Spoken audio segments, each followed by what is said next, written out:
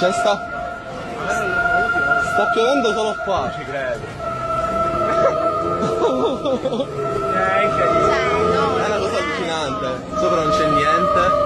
Assurdo. E sta piovendo qua. Polizia scioccata. Non era mai capitato da Ma stiamo facendo i video alla pioggia. Sì, sì. This bridge in Italy has the craziest legend behind it. This bridge is known as Devil's Bridge and it's located in northern Tuscany. Legend has it the builder of this bridge didn't think he would be able to finish construction by the deadline. It's said the builder made a pact with the devil where the devil would build the bridge overnight in exchange for the first soul to cross the bridge. The builder tricked the devil and sent a pig to be the first to cross the bridge. It's said the devil was so angry that he flew himself over the bridge and was never seen again. The Strange Case of the Italian Bride. On March 17, 1921, Giulia Baccola Petta died in childbirth due to complications. After Giulia's death, her mother was inconsolable and began having dreams of Giulia saying that she was still alive and needed her help.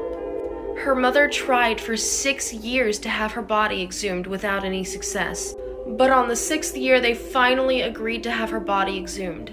When they finally opened her casket, they found that her skin was as soft as it had been right before she died. This picture was taken 6 years after she died.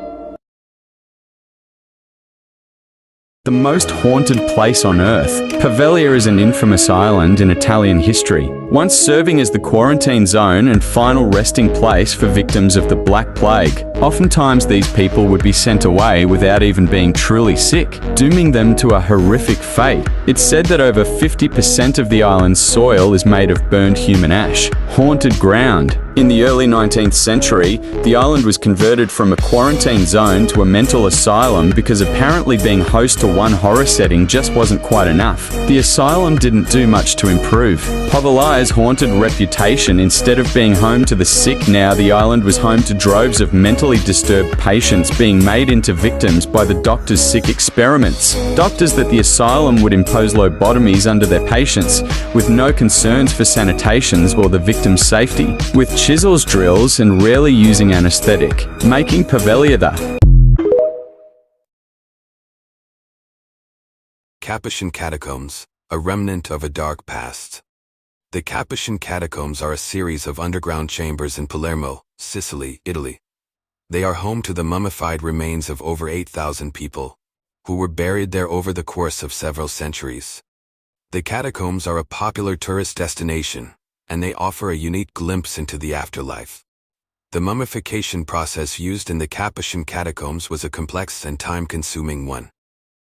The bodies were first washed and then placed in a chamber with a high concentration of salt. The salt drew out the moisture from the bodies, and over time, they became mummified. The bodies were then dressed in their finest clothing and placed in niches in the walls of the catacombs. The catacombs are divided into several chambers, each of which is dedicated to a different group of people. There is a chamber for priests, a chamber for nuns, and a chamber for children. There is also a chamber for the poor, who were buried in unmarked graves. One of the most famous mummies in the Capuchin catacombs is that of Rosalia Lombardo. Rosalia was a 2-year-old girl who died of pneumonia in 1920. Her father was so distraught by her death that he commissioned a local embalmer to create a perfect likeness of his daughter. The embalmer, Alfredo Salafia, used a secret formula that preserved Rosalia's body so well that she appears to be sleeping. Rosalia's body is on display in a glass case in the Capuchin catacombs. She is dressed in a white dress and her hair is neatly combed. Her skin is pale and her lips are slightly parted. She looks as if she could wake up at any moment. She is often referred to as the Sleeping Beauty of Palermo, and her story has been featured in books, movies, and television shows. The Capuchin catacombs are a popular tourist destination, but they are also a place of great respect. Visitors are asked to be quiet and respectful as they walk through the catacombs. Poveglia Island, Italy, a small island in the Venetian lagoon with a dark and haunted history. dating back to the 14th century when it was used as a quarantine colony for people with the bubonic plague and is now known as one of the most haunted places in the world. In the 18th century, Poveglia Island was used as a mental asylum. One of the doctors who worked there is said to have performed horrific experiments on the patients. The doctor eventually threw himself from the bell tower of the asylum. His ghost is said to still haunt the island. The ghosts of over 100,000 people who died of the bubonic plague still haunt the island. Visitors have reported seeing apparitions of people dressed in plague masks and hearing screams. Lastly, a patient at the mental asylum, tasked with ringing the bell to warn people of the plague, one day went mad and started ringing the bell non-stop. He was locked in the bell tower, where he died of starvation. His ghost is said to still ring the bell. Dare to visit? Comment your experiences and like and subscribe for your next haunted trip. Okay, I just had some really good wine, so let me finish telling this story so I can go to sleep. So, where was I at? The ATM. So I go up to the ATM. I'm not really about to get this man 50 extra euros, so I pull out like 20 more euros. And I don't really want to give him that. So I go over to him. I was like, hey, look, you drove me halfway. I'm going to give you 60 euros. He's like, no, that's not good enough, B. That's not good enough, da, da, da, blah. And now that we're up by the metro, there are other people walking by. So I'm like, obviously, like, somebody's going to, like, stop and, like, look and see what's going on. And I'm yelling at him, and I'm like, low-key, like, is anybody going to help? Everybody is minding their business. Like, it's midnight. It's probably, like, 1 at this point. Like, nobody's trying to stop for me. So they're watching me yell, minding their business. I'm sitting here. I'm like, okay, I'm alone in this. He tries to grab the money out of my hand that I just took out of the ATM. So we get to fighting again. We're up here now at the top of the little metro stairs fighting again. I throw the 20 at him, the 20 euro, because at this point, like, he's literally like grabbing me and I feel like I'm really about to get hurt. So I throw the 20 euro. I'm like, here, like, run and get that, but like, leave me alone. Like, you're not getting anything else from me. So he picks the money up. He goes, I'm sitting here, like, I wait till he leaves, but now I'm crying because I'm in the middle of a country I have never been to. I'm out here with no way for anybody to get to me. And what I'm going to do? So I pull up the Uber app again, because I'm not about to take the metro into the city at 1 o'clock. That's just not smart. I don't know it.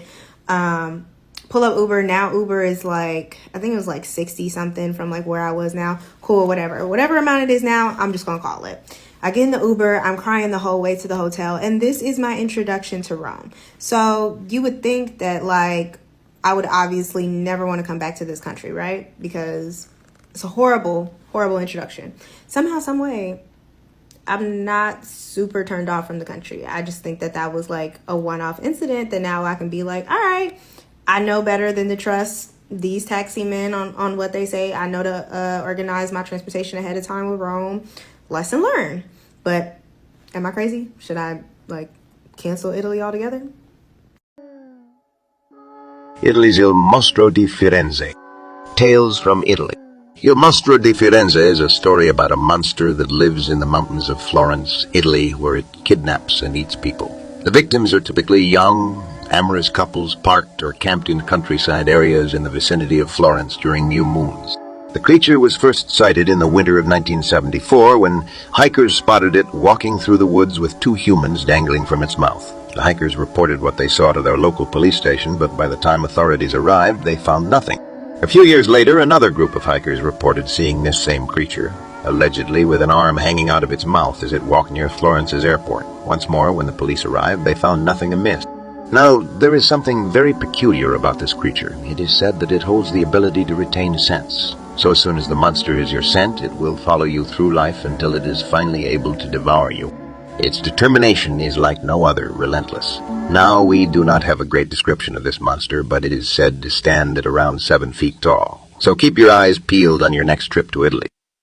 This has to be Italy's most bizarre tradition. For decades in Naples, Italians would adopt an orphan skull where they would bring them offerings and pray to their spirit for guidance and protection. They would regularly return to the skull to pray and bring more offerings. And if their prayers were answered, they return a final time to bring a silver offering as their way of saying thank you. This is actually still practiced in this crypt where you can take a guided tour and leave prayers and offerings.